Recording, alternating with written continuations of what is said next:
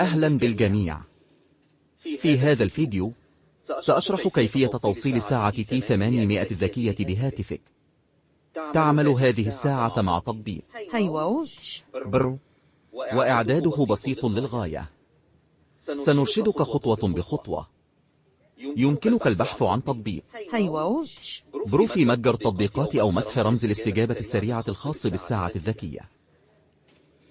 بعد تنزيل التطبيق، تأكد من تفعيل البلوتوث على هاتفك، ثم اضغط مطولا على أيقونة التطبيق حتى تظهر قائمة. اختر معلومات التطبيق ثم الأذونات.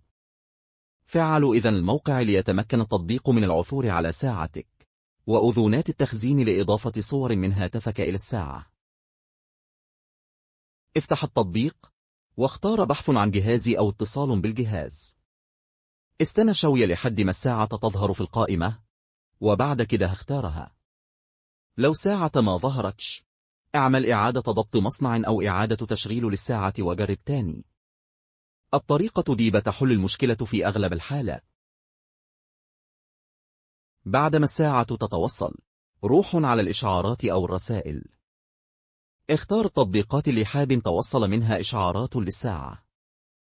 هتظهر لك نافذة منبثقة، فعل منها الأذونات الخاصة بتطبيق برو. بعد كده ارجع للتطبيق، وفعل تاني الإشعارات للتطبيقات اللي اخترتها. الآن انقر على تعيين واجهة الساعة.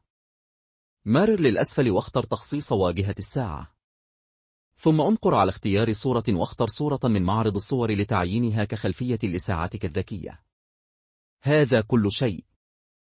تم الآن توصيل ساعة T800 بالكامل وتهيئتها في تطبيق برو.